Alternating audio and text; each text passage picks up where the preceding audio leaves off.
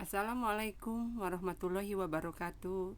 Selamat datang dan selamat pagi anak-anak. Kembali bertemu di mata pelajaran IPA Biologi. Bismillahirrahmanirrahim. Kita lanjutkan kembali materi bioteknologi modern. Untuk pertemuan ini, Ibu akan bahas tentang teknologi reproduksi. Kompetensi dasar untuk pertemuan kali ini adalah menerapkan konsep bioteknologi dalam peranannya dalam kehidupan manusia, serta tujuan pembelajaran dari bab bioteknologi ini adalah menjelaskan prinsip rekayasa genetika dan hasil produknya, serta menjelaskan keuntungan dan kerugian dari penerapan bioteknologi dalam berbagai bidang. Apa teknologi reproduksi?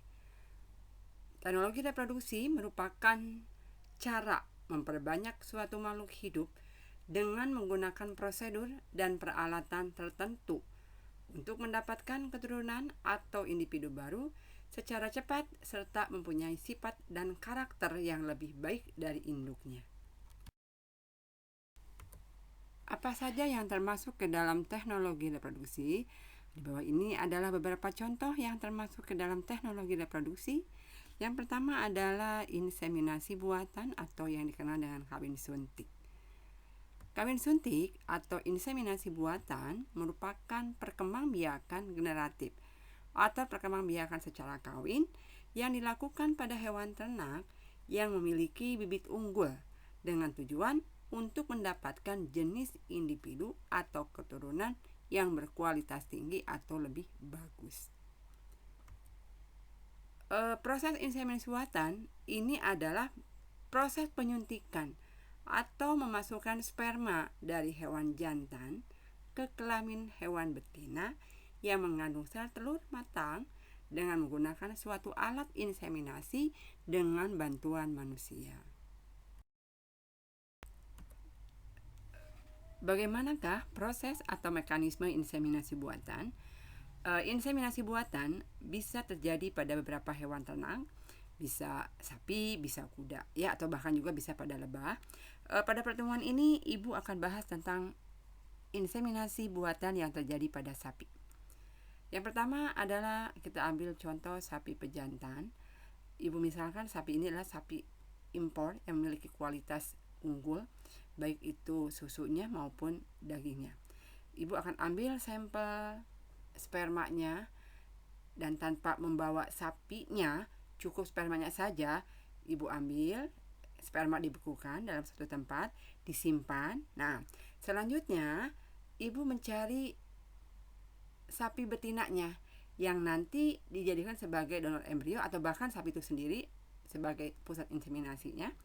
Selanjutnya, setelah ditemukan ada betina yang bagus, sapi lokal, contoh sapi Bali lah ya. Nah, nanti selanjutnya sperma yang setelah dibekukan akan dibiarkan mencari waktu yang tepat pada saat masa kawin sapi ini, pada masa kawin sapi betina ini. Selanjutnya sperma ditanamkan ke alat reproduksi sapi betina.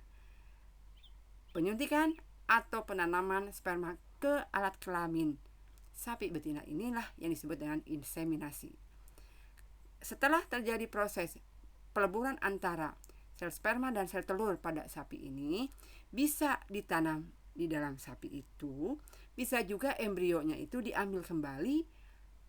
Setelah diambil dengan alat tertentu, maka embrio dibiarkan dalam suatu kultur, dalam suatu tempat ya.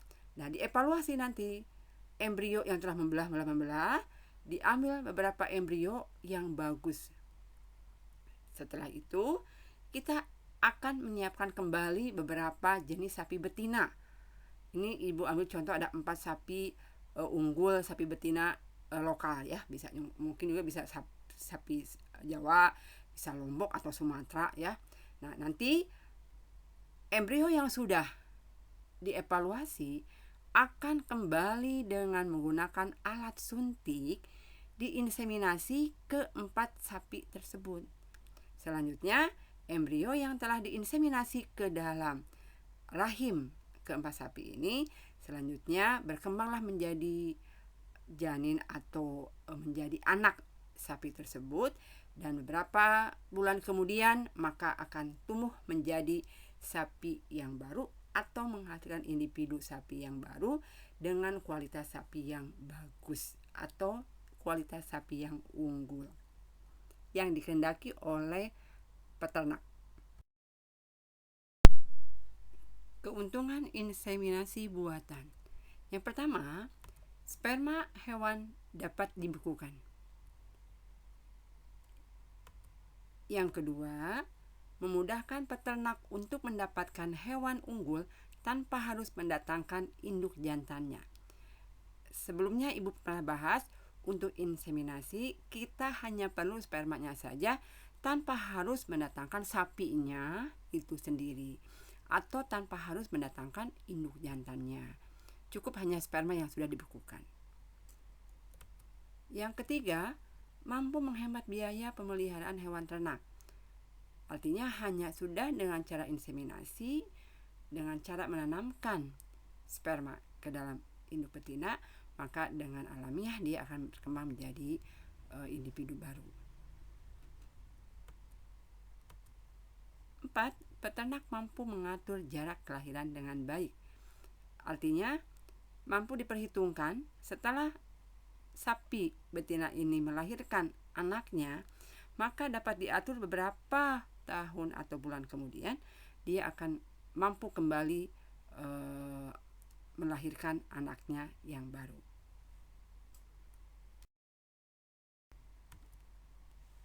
Yang selanjutnya adalah bagaimana mekanisme kultur jaringan. Sebelum kita membahas tentang langkah-langkah kultur jaringan, kita ketahui dulu beberapa tanaman yang biasa dikultur ya. Kita mengenal bunga anggrek, kita mengenal bunga aglonema yang sekarang lagi tren. Ada juga pisang, pohon pisang, ada juga pohon talas, ada juga wortel. Nah, untuk mengetahui bagaimana mekanisme atau langkah-langkah kultur jaringan ini, Ibu akan ambil contoh adalah wortel sebagai tanaman yang akan dikultur. Apa saja langkahnya? Satu adalah kita buatkan dulu medianya, media kultur jaringannya. Media yang diperlukan ini terdiri dari satu adalah agar-agar. Ini agar-agarnya agar-agar yang biasa kita pakai ya untuk buat agar.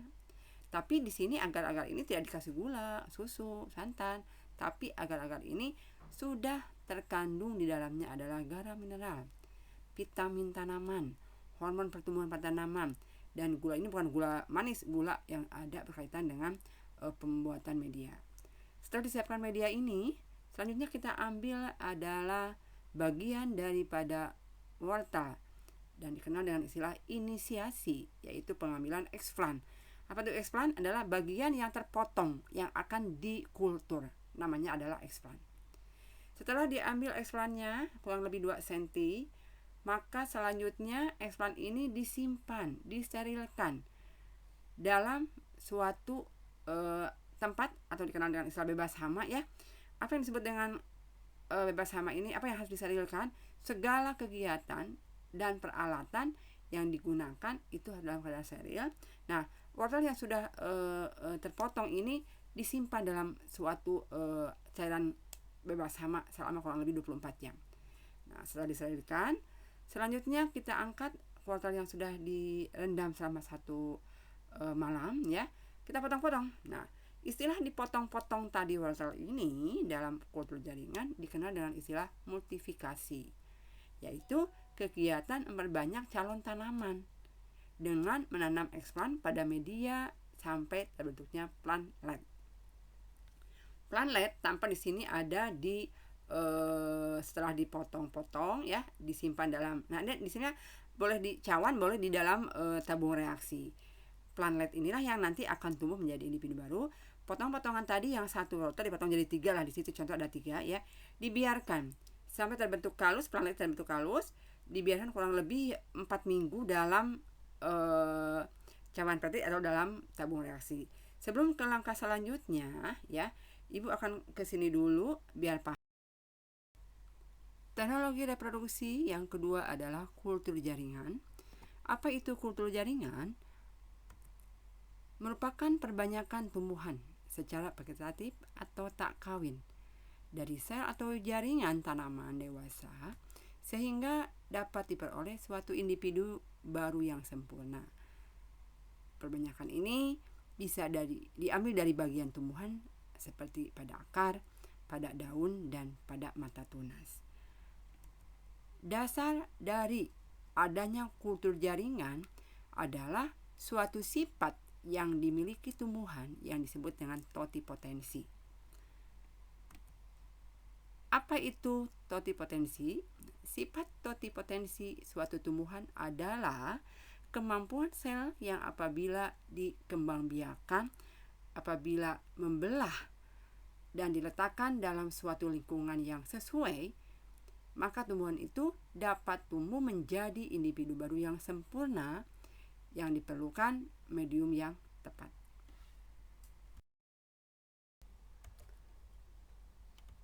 Setelah dimultifikasi, yang sudah terbentuk menjadi 3 bagian daripada potongan wortel tadi, selanjutnya akan terbentuk proses pengakaran. Tanpa di sini ada 2 tabung yang sudah ditempatkan kalus dari wortel ini. Dalam kalus ini sudah tampak terbentuk akar-akar. Di fase ini, ekspan akan menunjukkan adanya pertumbuhan akar yang menandai bahwa proses kultur jaringan dilaksanakan mulai berjalan dengan baik. Nah, dari terbentuknya pengakaran ini, ibu ambil contoh 1 tabung ini, ibu akan potong lagi tanaman di atas, ibu potong menjadi 5 atau ibu bagi menjadi 5. Setelah dibagi menjadi 5, maka nanti tanaman ini selanjutnya akan tampak pada gambar. Tanaman ini yang 5 tadi dibagilah menjadi 5 lagi. Disimpan dalam tabung Erlenmeyer dengan suasana media tanam yang cocok di dalamnya. Nah, yang potongan 5 ini sudah dibiarkan kurang lebih 1 bulan. Proses ini dikenal dengan istilah aklimatisasi. Setelah dibiarkan kurang lebih 1 bulan, nanti hasil daripada pertumbuhan yang baru ini kita akan kembali lagi. Kita ambil 1 tabung dibagi 5 lagi. 1 tabung dibagi 5 lagi. Ini ada 5 tabung. Setiap tabung dibagi 5. Nah, 1 tabung bagi 5 ini kita siapkan. Siapkan polybag atau dikenal dengan plastik-plastik kecil warna hitam ya. Dikasih tanah yang subur. Nah, kita potong dalam tabung ini tanaman yang sudah jadi ini menjadi 5 bagian. Nah, 5 bagian sampai selesai semuanya. Disimpanlah tanaman yang dalam polybag ini dalam suatu lingkungan yang baru agar beradaptasi dengan lingkungan luar. Nah, proses ini menunjukkan bahwa dalam kultur jaringan, kamu bayangkan dari 2 cm bagian tunas akar akan tumbuh lebih daripada 100 individu baru dengan cara kultur jaringan. Apa saja keuntungan kita mengkultur jaringan suatu tanaman? Yang pertama, bibit yang dihasilkan didapat dalam jumlah banyak dan dalam waktu yang sesingkat-singkatnya. Artinya, dalam bibit yang sekecil kayak contoh kayak wortel ya, 2 cm umbi wortel dikultur akan menjadi banyak individu baru dalam waktu yang singkat dan jumlah yang dihasilkan sangat banyak. 2, keuntungannya adalah sifat anaknya akan sama dengan induknya. Artinya sifat yang kita perlukan untuk individu baru ini sama persis dengan induk yang di kultur. Yang ketiga, dihasilkan keturunan dengan sifat-sifat yang dikehendaki oleh kita. Yang keempat, metabolit sekunder tanaman segera didapat tanpa perlu menunggu tanaman dewasa. Artinya, tanpa harus menanam dari biji, kita hanya cukup dengan hasil kultur ini, maka kurang lebih 3 bulan tanaman yang dikultur akan tumbuh menjadi individu tanaman yang dewasa. Teknologi reproduksi yang ketiga kita kenal dengan cloning. Pernah dengar cloning kan? Cloning adalah suatu proses untuk menghasilkan individu secara vegetatif atau aseksual atau tak kawin, sehingga individu ini mempunyai sifat yang sama dengan induknya. Cloning mengacu pada berbagai usaha yang dilakukan manusia yang digunakan untuk menghasilkan salinan gen atau dikenal dengan menghasilkan salinan DNA suatu sel pada suatu organisme. Cloning pertama yaitu kita mengenal adalah domba Dolly. Domba Dolly merupakan mamalia pertama yang dijadikan sebagai pengamatan atau penelitian di bidang biologi, yaitu menghasilkan suatu mamalia pertama yang diklonil yang disebut dengan domba Dolly. Proses pengkloningan. Cloning yang pertama kita akan lihat terjadi pada cloning domba Dolly, ya. Kamu perhatikan bagian di sini akan Ibu bahas, yaitu kita ada dua domba, ya.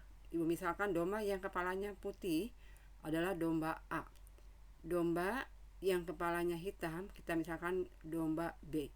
Domba kepala putih Ibu akan ambil nukleus atau donor nukleus atau donor inti selnya. Domba yang kepala hitam kita akan ambil adalah donor sel telurnya. Kamu perhatikan panah, ya. Antara inti sel dan sel telur dia akan mengalami peleburan. Artinya dua sel disatukan dengan menggunakan suatu teknik secara canggih. Di sini menggunakan sengatan listrik dengan cara sentrifugasi.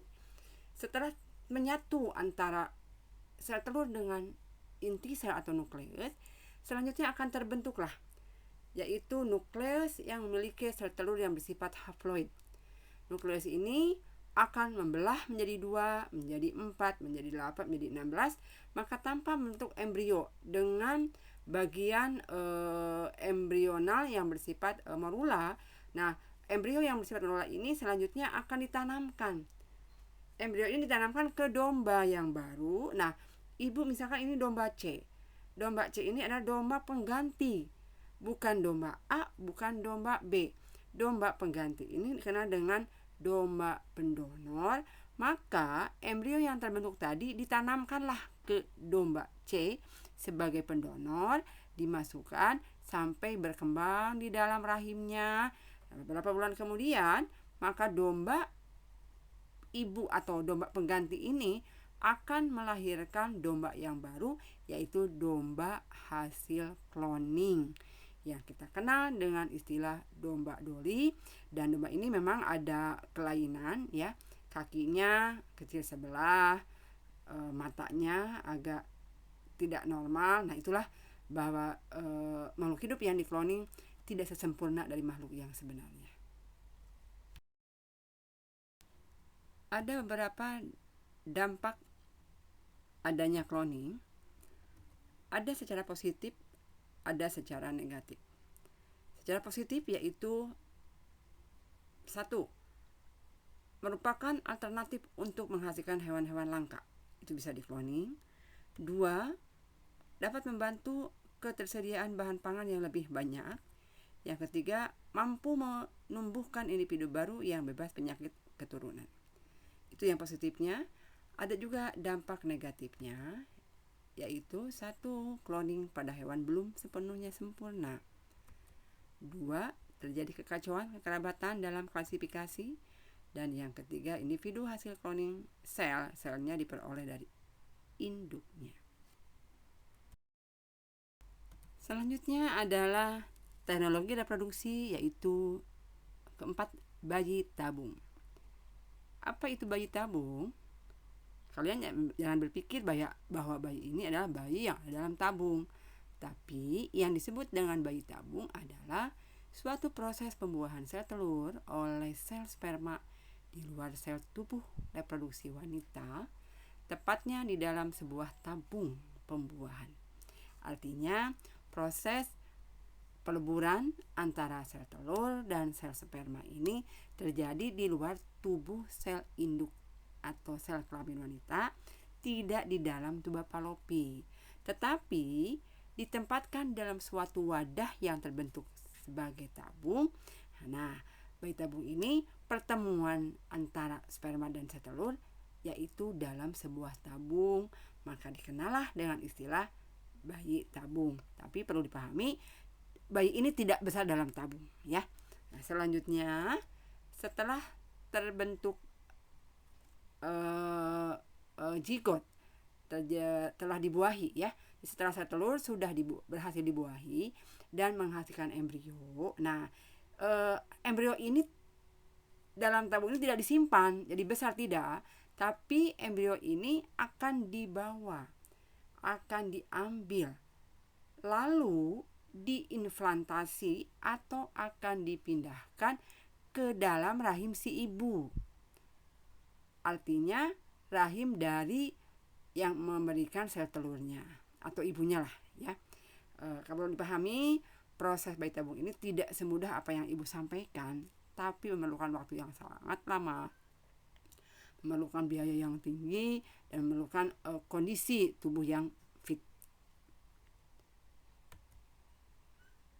Setelah diimplantasi embrio dalam rahim, selanjutnya bayi ini akan tumbuh dari bulan ke bulan sehingga menjadi bayi sebenarnya.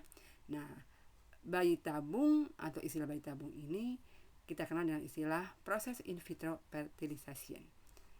Sehingga dikatakan walaupun pembuahannya dalam tabung, tetap bahwa besarnya bayi itu tetap ada dalam rahim atau uterus ibunya atau dalam rahim ibunya, sehingga pertumbuhan dari embrio menjadi janin, menjadi bayi atau anak yang siap dilahirkan, itu semua terjadi dalam rahim si ibu. Proses terbentuknya bayi tabung ini terjadi pada pasangan suami istri yang pertemuan antara sel sperma dan sel telurnya terjadi di luar tubuh dari organ reproduksi wanita. Perhatikan bagian di bawah ini. Kalian perhatikan ada bagi pasangan suami istri yang melakukan program bayi tabung, ini sebelumnya yaitu proses pemberian multivitamin atau pengobatan yang banyak yang mengandung hormon terhadap sel telur yang terdapat dalam ovarium. Ini dilakukan beberapa saat sebelum terjadinya pertemuan antara sperma dan sel telur. Di lain pihak adalah pengambilan sperma, juga sama, sperma dipersiapkan. Tujuannya adalah untuk mengambil sperma yang memiliki kualitas yang bagus. Apabila sel telur yang sudah bagus dan sperma yang bagus juga sudah siap, maka dengan cara sedikit operasi kecil, ya, nanti sel telur bisa diambil dari ovarium wanita. Sel telur di sini adalah sel telur yang sudah siap dibuahi, yang kualitasnya bagus, yang sudah mengalami proses pengobatan, yang telah diberi hormon dan vitamin lainnya. Sperma juga siap dengan sperma yang matang, sperma yang bagus kualitasnya. Nah, kedua pertemuan ini, baik itu telur dan sperma, disimpanlah dalam suatu tempat. Kebetulan di sini adalah cawan Petri sebagai tempat pertemuannya. Nah, nanti di tempat inilah bahwa sel telur dan sperma akan bertemu dan mengalami proses pembuahan atau fertilisasi. Selanjutnya, kalau sudah menjadi zigot, pembuahan terjadi, maka dibiarkanlah zigot ini kurang lebih 2 minggu. Nah, setelah pembuahan terjadi, barulah nanti zigot itu diambil, maka terbentuk menjadi fase morula, gastrula. Akhirnya 2 minggu kemudian zigot atau embrio yang sudah terbentuk itu ditanamkan kembali ke rahim ibu dengan cara implantasi dari embrio ke uterus wanita. Untuk selanjutnya perkembangan bayi ini terjadi di uterus wanita tersebut, dari mulai bulan pertama, kedua, sampai menjelang kehamilan. Itulah yang disebut dengan proses bayi tabung. Dan proses ini tidak sederhana apa yang ibu terangkan. Ini memiliki suatu teknik yang sangat bagus dan biasanya terjadi pada beberapa rumah sakit yang menyediakan program bayi tabung. Faktor apa saja yang menyebabkan seseorang melakukan suatu proses bayi tabung? Kita ketahui banyak di Indonesia, banyak artis yang melakukan bayi tabung ya. Ini ada beberapa penyebab kenapa pasangan suami istri melakukan bayi tabung. Satu adalah karena kelainan genetik, bisa pada si bapak ataupun bisa pada si ibu. Yang kedua adalah endometriosis, yaitu adanya kelainan pada kandungan si ibu. Yang ketiga, gangguan pada tuba falopi atau pada saluran rahim, yaitu bisa berupa kerusakan atau sumbatan jalur sel telur. Penyebab yang keempat bisa juga dari produksi sperma dengan kuantitas yang sangat rendah. Artinya spermanya jelek ya. Yang kelima, bisa juga gangguan dari ovulasi yang membuat produksi telur itu sangat minimal. Yang keenam, sperma yang tidak mampu melewati cairan leher rahim, artinya sperma ini tidak sampai untuk menuju ke tuba falopi sehingga mengakibatkan sperma ini akan mati dalam vagina. Yang ketujuh, bahwa alasan dari masalah ketidaksuburan yang tidak diketahui oleh pasangan suami istri itu. Selanjutnya, materi bioteknologi modern sudah selesai. Kita akan lihat di mana perbedaannya antara bioteknologi konvensional dengan bioteknologi modern. Yang pertama kita akan lihat dulu bioteknologi konvensional. Kesimpulannya bahwa bioteknologi ini digunakan dengan cara sederhana, dengan cara fermentasi. Dua, tidak mengubah sifat atau proses pada agen biologi, yaitu pada organisme yang digunakan. Yang ketiga, contohnya bisa hasil fermentasi ini bisa tape, tempe, alkohol, keju, yogurt, dan lain sebagainya. Yang kedua, yaitu bioteknologi modern. Bioteknologi modern adalah satu teknik yang digunakan dengan adanya rekombinasi DNA atau DNA rekombinan. Yang kedua, mengubah sifat pada bagian agen biologi yang dihasilkan. Seperti apa? Seperti ada cangkogen pada terbentuknya insulin, vaksin, cloning, antibiotik, antibodi, dan sebagainya. Nah, ini kalian pahami untuk materi bioteknologi selesai sampai minggu ini. Nah, selanjutnya kita akan bahas atau kita akan mengadakan penilaian harian. Mohon untuk dibaca kembali dari mulai pertemuan 1 sampai pertemuan yang ketiga. Alhamdulillahirrahmanirrahim, selesai sudah untuk hari ini tentang teknologi reproduksi. Terima kasih banyak atas partisipasinya, dan perlu diingatkan ya bahwa minggu depan kita akan mengadakan penilaian harian 2, hanya satu bab, yaitu materi bab 7 saja tentang bioteknologi, baik bioteknologi konvensional, bioteknologi modern, dan bioteknologi yaitu teknologi reproduksi. Terima kasih banyak atas perhatiannya. See you next week. Bye-bye. Assalamualaikum warahmatullahi wabarakatuh.